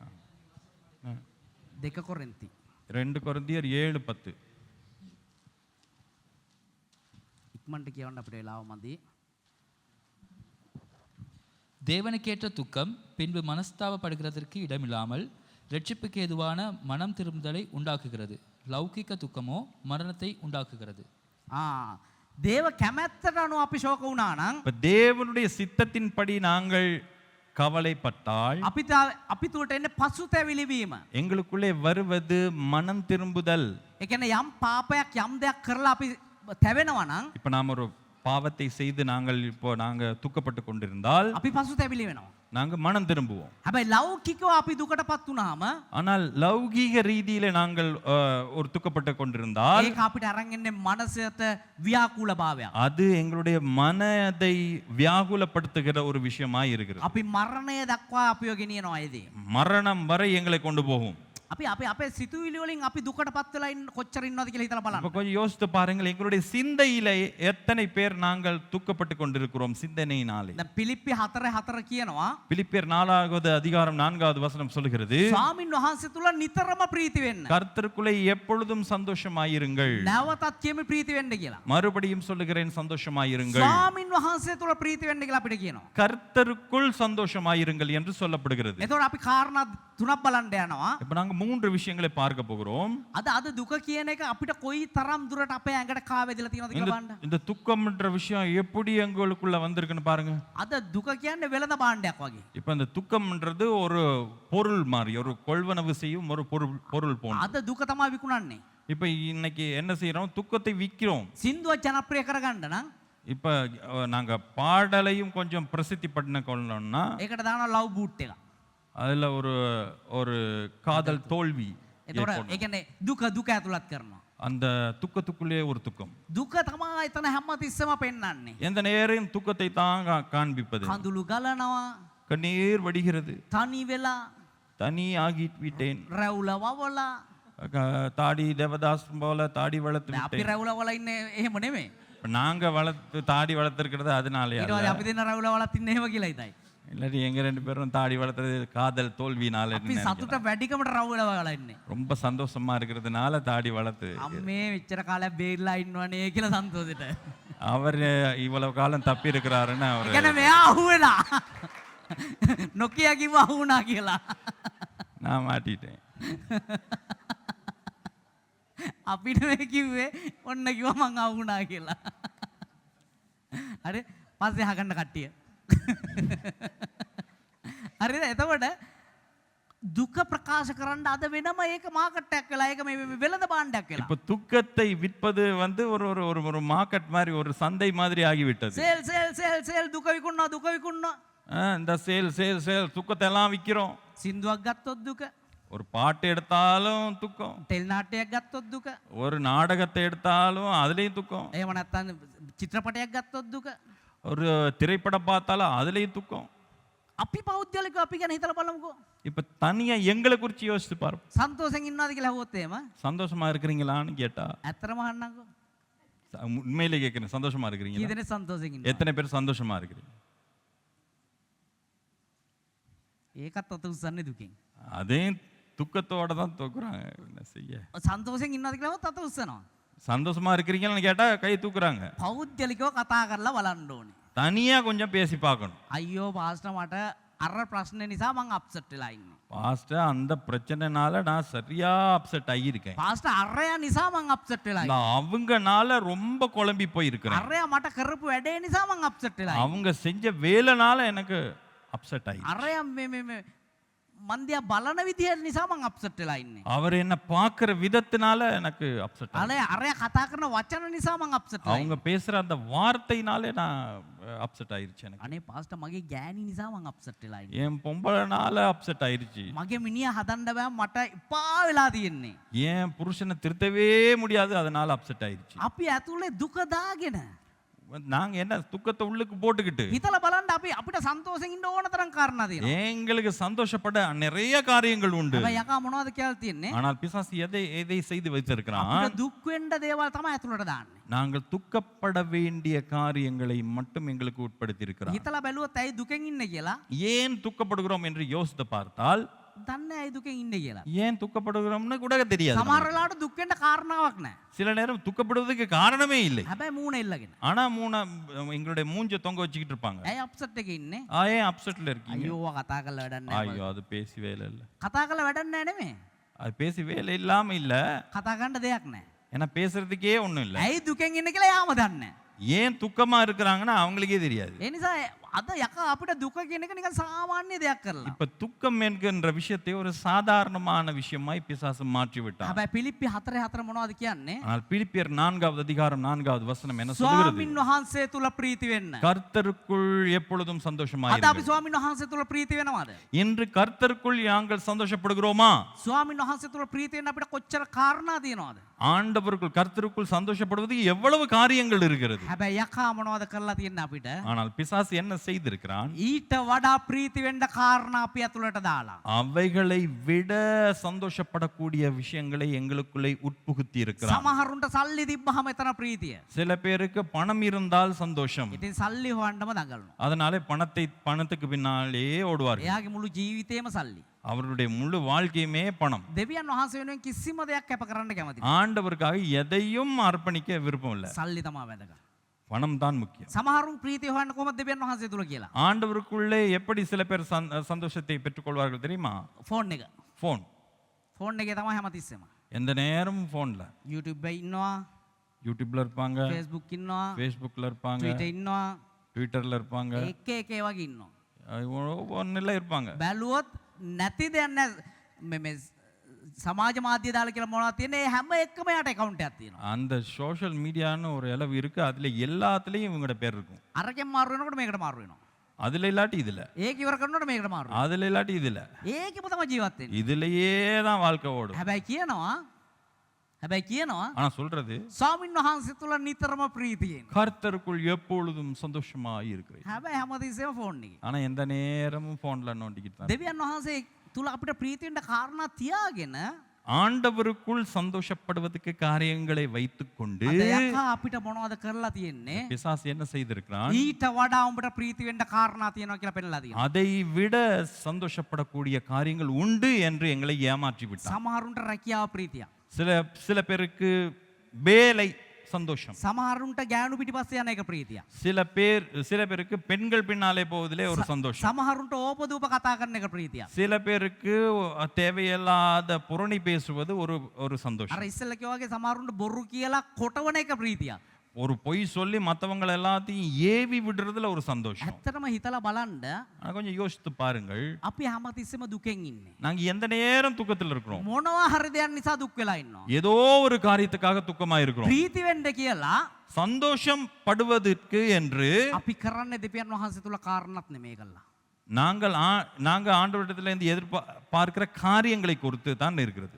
දෙවියන් වහන්සේ කාරණා නෙමෙයි අපි කරන්නේ. ஆண்டவருடைய காரியங்களை அல்ல நாங்கள் செய்வோம், අපි වෙන වෙන ලෝකේ කාරණා කරනවා. வேறு வேறு உலக பிரகாரமான காரியங்களை යකා செய்கிறோம். ඔහොම තමයි අපේ මනස පරීක්ෂා කරලා තියෙන්නේ. பிசாசு இப்படித்தான் எங்களை சோதனைக்கு உட்படுத்தி இருக்கிறான். යකා එක එක දේවල් අපේ ඔළුවට දානවා. பிசாசு ஒவ்வொரு காரியங்களை எங்களை மனதிலே போட்டு ඒ නිසා வைத்திருக்கிறான். අපි පාටි වලට යනවා. அதனால பாட்டிக்கு போவோம். සමහරු මත්ද්‍රව්‍ය පාවිච්චි කරනවා. சில பேர் மதுபானங்கள் எல்லாம் குடிப்பார்கள், සමහරු දුරකථනයට ඇබ්බැහි වෙනවා. சில பேர் தொலைபேசிக்கு அடிமையாய் இருப்பார்கள், සමහරු ගෙදර එන්නේ නැතුව මේ ජොබ් එක කරනවා. சில பேர் வீட்டுக்கே வராம தொழில் செய்து கொண்டிருப்பார்கள். යකා අපි ඇතුළට දුක කියන එක දාලා තියෙන නිකන් සාමාන්‍ය දෙයක් ගන්න. பிசாசு எங்களுக்குள்ளே துக்கம் என்கின்றதை போட்டு வைத்திருப்பது ஒரு சாதாரண விஷயம். ඔබව හිතලා බලන්න පෞද්ගලිකව. நீங்களே உங்களை ஆராய்ந்து பாருங்கள். මම හැමතිස්සෙම දුකෙන් ඉන්නවද නැද්ද කියලා හිතලා බලන්න. நான் எந்த நேரம் துக்கத்தில் இருக்கிறேனா அப்படின்னு யோசித்து මං பாருங்க. එක එක දේවල් ගැන කනගාටු වෙනවද නැද්ද කියලා හිතලා බලන්න. நான் ஒரு விஷயங்களை குறித்து வேதனைப்படுகிறேனா என்று අපිට யோசித்து ප්‍රීති பாருங்க. වෙන්න ඕන තරම් දේවල් තියෙද්දි எங்களுக்கு சந்தோஷப்பட அநேக காரியங்கள் இருக்கத்தக்க යකා මොනවද කරලා තියෙන්නේ? பிசாசு என்ன செய்திருக்கிறான்? දුක කියන එක අපි ඇතුළට දාලා. துக்கம் என்கின்ற ஒரு விஷயத்தை எங்களுக்குள்ளே போட்டு මේක வைத்திருக்கிறான். සාමාන්‍ය දෙයක් இது කරලා. ஒரு சாதாரணமான விஷயம். මේක තමයි මානසිකව යක්ෂයා අපේ පරීක්ෂා කරන ක්‍රමය. இதுதான் மன ரீதியிலே பிசாசு எங்களை சோதனைக்கு உட்படுத்துவது. අන්තිම කාරණාවට මං එන්නම්. கடைசியான காரியம், ආත්මිකව යක්ෂයා අපේ පරීක්ෂා කරනවා. ஆவிக்குரிய ரீதியிலே பிசாசு எப்படி எங்களை சோதனைக்கு உட்படுத்துவான்? පළවෙනිට කොහමද ශාරීරිකව අපේ පරීක්ෂා කරනවා? முதலாவது சரீர ரீதியிலே, ඒ ඇවිල්ලා බොරුව අපි තුලට දාලා அதாவது பொய்யை போட்டு, බොරුව සාමාන්‍ය දෙයක් කරලා තියෙනවා. பொய் ஒரு சாதாரணமான விஷயமாய் காண்பிக்கும். මානසිකව කොහොමද යකා අපේ පරීක්ෂා කරන්නේ? மானசீக ரீதியில எப்படி சோதனைக்கு உட்படுத்துகிறான்? දුක කියන දේ අපි ඇතුළට දාලා துக்கம் என்கின்ற ஒரு விஷயத்தை உள்ளே போட்டு, දුක සාමාන්‍ය දෙයක් කරලා. துக்கம் ஒரு சாதாரணமான ஒரு விஷயம் என்று අපි காட்டுகிறான். මොනවා හරි හේතුවක් හොයාගෙන දුක් වෙන කට්ටිය බවට පරිවර්තනය කරනවා. நாங்க ஏதோ ஒரு காரியத்தை பிடிச்சுக்கிட்டு அப்படி துக்கப்பட்டுக்கிட்டு இருப்போம். පිලිප්පි 4:4 අපිට තියෙන අණක්. பிலிப்பியர் 4வது அதிகாரம் 4வது வசனம் சொல்லுவது எங்களுக்கு ஒரு கட்டளையாக, අණක් කඩන එක පවක්. நாங்க ஒரு கட்டளையை மீறுவது பாவம். ඉතින් අපි ප්‍රීතියෙන් දින්නේ. அதனால நாங்க சந்தோஷமா இருக்கிறோம். දුක් වෙන්න මොනවා හරි කාරණා හොයා ගන්නවා. துக்கப்படுவதற்கே காரணங்களை தேடிக்கொள்வோம். යකා මොනවද කරන්නේ? ඒවා සරල දේවල් සාමාන්‍ය දේවල් කරලා අපේ ඇතුළට දාලා. பிசாசு என்ன செய்திருக்கிறான்? எல்லாவற்றையும் சாதாரணமாக இயல்பான விஷயமாய் போட்டு எங்களுக்கு ඊළඟට காட்டுகிறான். ආත්මිකව අපි පරීක්ෂා කරන ක්‍රමය තමයි மூன்றாவது ஆவிக்குரிய ரீதியில எங்களை சோதனைக்குட்படுத்தும் விதம்தான் යකා අපි ඇතුළට බය දාලා තියෙනවා. எங்களுக்குள்ளே பயத்தை போட்டு வைத்திருக்கிறான். මුදලට තියෙන ආශාව දාලා තියෙනවා. பணத்துக்கு இருக்கிற ஆசையை போட்டு අපි අද வைத்திருக்கிறான். බය වෙන්නේ වැඩිපුරම මුදලට. இன்று நிறைய நேரங்களில் நாங்கள் பயப்படுவது எதுக்கு? பணத்துக்காக. අපි අන්තිම බයිබල් පදයේ කියමු මතෙව් 6:34 වෙනි පදය. மத்தேயு 6வது அதிகாரம் 34வது வசனம். ඉක්මනට කියවන්න අපිට වෙලාව මදි. එබැවින් හෙට දවස ගැන කනස්සල නොවෙන්න. හෙට දවස ඒ ගැනම කරදර වන්නේය. දවසේ කරදරය ඒ දවසට සෑහෙයි. ஆகையால் நாளைக்காக கவலைப்படாதிருங்கள். நாளை தினம் தன்னுடையவைகளுக்காக கவலைப்படும். அந்தந்த நாளுக்கு அதன் பாடு போதும். හෙට දවස ගැන කරදර වෙන්න එපාලු. அதாவது நாளை தினத்தை குறித்து கவலைப்பட வேண்டாம். ඒ දවසේ කරදර ඒ දවසට සෑහෙයිලු. அந்த நாளுக்குரிய கவலை போதும், அந்த நாளுக்கு உரியது மட்டும்தான். හැබැයි අපි හැමතිස්සෙම කල්පනා කරන ඊළඟ තප්පරය ගැන. ஆனா நாங்க எப்பயுமே யோசிக்கிறது அடுத்த வினாடியை අද குறித்து. දවල්ට මොනවද කන්න තියෙන කියලා දැන් කට්ටිය කල්පනා කරනවා. இன்னைக்கு பகலுக்கு என்ன சாப்பிட போறோமோ அப்படின்ற ஒரு யோசனை අදත් இருக்கும். වට්ටක්කයි හාල් මැසු යොදීද කියලා සමහරව இன்னைக்கும் කල්පනා කරනවා. வட்டக்காவும் அந்த நெத்திலி சுதியும் தான் கொடுப்பாங்களோ? සමහරව ඒකෙන් ඇවිල්ලා කියනවා. சில பேர் வந்து சொல்லுவாங்க, අද මොනවද කියලා අහනවා. இன்னைக்கு என்ன அப்படின்னு கேட்பாங்க. වට්ටක්ක කියපුවාම வட்டக்கா அப்படின்னு சொன்னா හාල් මැසු යොදීද කියලා අනිත් එක එයා කරේ කියනවා. அடுத்த கறி அவங்களே சொல்லிடுவாங்க, ஏகோலோ- கண்டிப்பா இதுதானே இருக்கும். ඒගොල්ලෝ කටපාඩම් කරන් ඉන්නේ. ஏன்னா அவங்களுக்கு நல்ல උයන්නේ අපි. சமைக்கிறது நாங்க. දෙන කරිය ගැන කතා කරන්නේ ඒගොල්ලෝ. ஆனா அதை பத்தி பேசுறது மற்றவங்க. සන්තෝසයි. තියෙන දේ සන්තෝෂයෙන් කාලයක්. சந்தோஷமா கொடுக்கறத சந்தோஷமா சாப்பிட்டு අපි போவோம். උයන්න ඔබ පෝෂණය කළ මහත් කළ යවන්න නෙමේ. நாங்க உங்களுக்கு சாப்பாடு கொடுக்கறத உங்களை நல்லா கொழுக்க வச்சு கொழுன்னு அனுப்புறதுக்கு இல்ல, ඒකමුතුකම එක්සිත්කම ඇති කරන්න. ஒரு ஒற்றுமையை உண்டு பண்ணுவதற்கு. ඒ නිසා එක්සිත්ත ප්‍රීතියෙන් කමු. அதனால ஒற்றுமையாய் ஒன்னாய் சாப்பிடுவோம். හරිද කොහොමද යකා අපි ආත්මික පරීක්ෂා කරන්නේ? பிசாசு எப்படி ஆவிக்குரிய ரீதியில எங்களை சோதனைக்கு දැන් உட்படுத்துகிறான்? කෑම ගැන කියමු නිසා කෑම ගැන හිතන්න යන්න එපා. இப்ப சாப்பாடை குறித்து சொன்னதுனால அதை யோசிச்சுக்கிட்டு இருக்காங்க. මුදලට අපි අතුලට බය දාලා තියෙනවා යකා. பணத்தை குறித்து எங்களுக்குள்ளே ஒரு பயத்தை හෙට போட்டிருக்கிறான். දවසේ මොනවද මං කරන්නේ? நாளை தினத்துல என்னத்தை செய்ய හෙට போகிறேன்? දවසේ මගේ දරුවගේ අනාගතය කොහොමද වෙන්නේ? நாளை தினத்துல என்னுடைய பிள்ளையின் எதிர்காலம் எப்படி இருக்க මම போகிறது? අද වැඩ කරොත් තමයි හෙට මට කන්න පුළුවන් වෙන්නේ. இன்று நான் வேலை செய்தால்தான் நாளைக்கு சாப்பிட முடியும். හැබැයි දෙවියන් වහන්සේ මොනවද කියන්නේ? ஆனால் ஆண்டவர் என்ன சொல்லுகிறார்? ඒ දවසේ කරදරේ දවසට සෑහේ. அந்தந்த நாளுக்கான பாடுகள் அந்தந்த நாளுக்கு போதும் என்று வேதம் சொல்கிறது. හැබැයි අපි මොනවද කරන්නේ? ஆனால் நாங்கள் என்ன செய்கிறோம்? මේ තප්පරේ ඉඳන් හෙට දවස ගැන කනගාටු இந்த நொடியிலிருந்து அடுத்த நொடி வரைக்கும் யோசிச்சுக்கிட்டே இருப்போம். කිතුණු අපිට හෙට දවස ගැන තියෙන බයක්. கிறிஸ்தவர்களுக்கு அடுத்த விஷயங்களை குறித்து இருக்கிறதா, நாளை குறித்ததான பயம் இருக்கிறது. යකා අපිට ලොකුවට පෙන්නලා තියෙනවා මුදල කියන එක. பிசாசு இந்த பணம் என்கின்றதை பெரிதாக අද காண்பித்திருக்கிறான். මං හම්බ කරේ නැත්තම් இன்று நான் මට சம்பாதிக்காவிட்டால், පුළුවන් කාලේ මං හම්බ කරේ නැත්තම් இந்த முடிந்த காலத்திலே எனக்கு உழைக்க முடியாவிட்டால் මගේ දරුවන්ගේ ජීවිතය අනාතයි. என்னுடைய பிள்ளைகளுடைய வாழ்க்கையெல்லாம் நாசமா போயிடும். අද හම්බ කරේ නැත්තම් මට ඉඩමක් ගන්න බැරි වෙනවා. நான் இன்னைக்கு சம்பாதிக்காட்டி நாளைக்கு எனக்கு ஒரு காணி வாங்க முடியாது. අද හම්බ කරේ නැත්තම් මට ගෙයක් හදා ගන්න බැරි වෙනවා. நான் இன்னைக்கு ஒரு சம்பாதிக்காட்டி நாளைக்கு ஒரு வீடு கட்ட முடியாது. මුදල කියන එක ලොකුවට යකා පෙන්නලා තියෙනවා. இந்த பணம் என்கின்ற விஷயத்தை பெரிதாக காட்டியிருக்கிறான். හැම තිස්සෙම යකා පෙන්නනවා හම්බ කරපන් කියලා. எந்த நேரம் எங்களுக்கு காட்டுறது எப்படியா சம்பாதி சம்பாதி சம்பாதி. හම්බ කරන එක කොච්චර ඇඟට දාලා තියෙනවද කියනවා නම් சம்பாதிப்பதை எப்படி எங்களுடைய உடலுக்கு போட்டிருக்கிறான் என்றால், ඊළඟට අපි සබත් දවස කඩ කරනවා. அதனாலே நாங்கள் ஓய்வு நாளை உடைப்போம், හම්බ කරන්න යනවා. உழைக்க போவோம். මම මේ කාගේවත් එක්ක කතා කරලා දේශනා කරනවා මේ නෝට් දාගෙන ඇවිල්ලා තින්න. නැත්තම් කේ කතා කරලා කියනවා කියලා. யாரையோட பேசிட்டு தான் வந்து பிரசங்கம் பண்றான்னு சொல்லாங்க, எல்லாம் எழுதி இருக்கு. සබත් දවස කඩ කරනවා. ஓய்வு நாளை உடைக்கிறோம். ඇයි? ஏன்? සල්ලි හම්බ කරන්න යනවා. பணம் சம்பாதிக்க. දෙවියන් වහන්සේ මොනවද කියන්නේ? ஆண்டவருக்கு என்ன சொல்லுகிறோம்? ඒ දවසේ කරදර ඒ දවසට සෑහේ. அந்த நாளினுடைய பாடுகள் அந்த நாளுக்கு போதும். උඹේ ප්‍රශ්නේ මම් පිට තබපන්. உன்னுடைய பிரச்சனை என் மேல் வை, මං ඔබව බලා ගන්න. நான் உன்னை பார்த்துக் கொள்வேன். අර ගේ කුරුල්ල එකෙක්වත් බඩගින්නේ මැරෙන්නේ නැහැ. அங்கே இருக்கிற குருவிகள் கூட ஒன்னும் பட்னியா கிடக்கிறது ඒ இல்ல. ගේ කුරුල්ලන්ට වඩා මට උඹ වටිනවා. அதை விட நீ எனக்கு விசேஷித்தவன். එතකොට උඹ මං බඩගින්නේ උඹව මැරෙන්න අරිනවද? அப்ப உன்னை நான் உன்னை பசியோடு சாக விடுவேனா? මං උඹව ලැජ්ජාවටපත් කරනවද? நான் உன்னை ஒரு வெட்கப்படுத்துவேனா? හැබැයි යකා මොනවද කළාද? ஆனால் பிசாசு என்ன උඹ செய்திருக்கிறான்? ලැජ්ජාවටපත් වෙයි. நீ வெட்கப்பட்டு போய் උඹ விடுவாய். හම්බ කරගත්තොත් හරි. நீ சம்பாதிச்சா சரி, උඹට කණ්ඩ නැති වෙයි. இல்லாட்டி நீ சாப்பிட இல்லாம போயிருவ. උඹ හම්බ කරගත්තොත් හරි. நீ சம்பாதிச்சா போதும். සල්ලි හොයපන්. பணம் தேடு, සල්ලි හොයපන්. பணம் தேடு. එන්නේ නැහැ සභාවට. சபைக்கு வர மாட்டேன். ඉරිදා වැඩ. ஞாயிற்றுக்கிழமை வேலை, ඉරිදා බිස්නස්. ஞாயிற்றுக்கிழமை பிசினஸ், ඉරිදා කඩේ ඇරලා. ஞாயிறு நாள் கடை திறந்து. අද හම්බ කරගත්තේ නැත්තම් මට ආය හම්බ කරන්න දවසක් නැහැ. இன்றைக்கு சம்பாதிக்காவிட்டால் நாளைக்கு எனக்கு சம்பாதிக்கிறதுக்கு இல்ல. ඊට පස්සේ දසයෙන් කොටසට වංචා කරනවා. அதற்கு பிறகு தசம பாகத்துக்கு கள்ளத்தனம் செய்வார்கள், හොරකම් කරනවා. களவெடுப்பார். දසයෙන් කොටස ගන්නවා කියන හොරකම් කරනවා. தசம பாகத்தை எடுப்பது என்பது அது ஒரு களவு. පඳුරු දාන්නේ නැහැ. அந்த காணிக்கை போடுவது கிடையாது. පඳුර දාන්න ලෝභයි. காணிக்கை போடுவது நீங்கள், හැබැයි දෙන්නේ දෙවියන් වහන්සේ. ஆனால் கொடுப்பது யாரு? උන්වහන්සේ කවදාවත් අපිට නායකාරයෙක් වෙන්නේ නැහැ. ஆண்டவர். ஆண்டவரை ஒரு நாளும் கடனாளியா எங்களை வைத்து උන්වහන්සේ කියනවා දෙන්න ஆண்டவர் சொல்லுகிறார், මම ස්වර්ගයේ කවුළු වරලා ඔබට දෙන්නම් කියලා. நீங்க கொடுங்கள், நான் வானத்தின் பலகணிகளை திறந்து உங்களை ஆசீர்வதிப்பேன் என்று. හැබැයි මොනවද වෙන්නේ? ஆனால் என்ன நடக்கிறது? දසයෙන් කොටසට වංචා කරනවා. தசம பாகத்திலே திருடு, පඳුරට ලෝභ වෙනවා. இந்த காணிக்கை கொடுப்பதிலேயே திருடு. මේ කාරණාවත් එක්ක මම අවසන් කරන්න. இந்த காரியத்தோடு நான் நிறைவு செய்கிறேன். ඊළඟට මුදල මොනවද දන්නවද අපි ඔය කරලා තියෙන්නේ? இந்த பணம் என்ன செய்திருக்கிறது தெரியுமா? මුදල ලොකු කරලා இந்த பணம் என்கின்ற விஷயத்தை பெரிதுபடுத்தி අපේ අනාගතය ගැන බය දාලා எங்களுடைய எதிர்காலத்தை குறித்து ஒரு பயத்தை உருவாக்கி පිටරට යවනවා. வெளிநாட்டுக்கு அனுப்புகிறான். ස්වාමි පුරුෂයා රට, கணவன் வெளிநாட்டுல, එක්ක බිරිඳ රට. ஒன்னு மனைவி வெளிநாட்டுல. අපි පටන් ගන්නේ මොනවද බැලුවේ? ஆனால் ஆரம்பத்தில் என்ன பார்த்தோம்? පවුල කියන්නේ ස්වාමි පුරුෂයා සහ බිරිඳ. ஒரு குடும்பம் என்பது யாரு? ஒரு கணவனும் மனைவியும். හැබැයි පවුල කියන එක යකා මොනවද කරලා තියෙන්නේ? මුදල දාලා වෙන් කරලා තියෙනවා. ஆனால் அந்த குடும்பத்தையே அந்த பிசாசு உடைக்கிறான் பணம் என்கின்ற ஒரு விஷயத்தை வைத்து. එක්ක බිරිඳ මෙහෙ ස්වාමි පුරුෂයා වෙන කොහේ හරි රැකියාව කරනවා. புருஷன் எங்கேயோ ஒரு இடத்துல வேலை செய்வார். එක්ක බිරිඳ ස්වාමි පුරුෂයා මෙහෙ බිරිඳ කොහේ හරි රැකියාව කරනවා. சில நேரங்களிலே கணவன் இங்கே இருப்பார், மனைவி வேற எங்கேயோ வேலை செய்வார். එහෙම නැත්නම් රට යවනවා. எல்லாரும் வெளிநாட்டுக்கு அனுப்புவாங்க. මොනවද ලොකු වෙලා තියෙන්නේ? இன்னைக்கு எது முக்கியமாகப்பட்டிருக்கிறது? මුදල ලොකු වෙලා තියෙන්නේ. பணம் என்கிற ඇයි රට விஷயம். ගියේ? ஏன் வெளிநாட்டுக்கு போவது? සල්ලි හම්බ කරන්න. பணம் අපේ சம்பாதிக்க. අනාගතය ගැන හරියට හදාගන්න. எங்களுடைய எதிர்காலத்தை பார்த்து හැබැයි கொள்வது. අපේ අනාගතය බලාපොරොත්තු බලාගන්නේ කවුද? எங்களுடைய எதிர்காலத்தை பார்த்து கொள்ளுகிறவர் யார்? දෙවියන් වහන්සේ. தேவன்.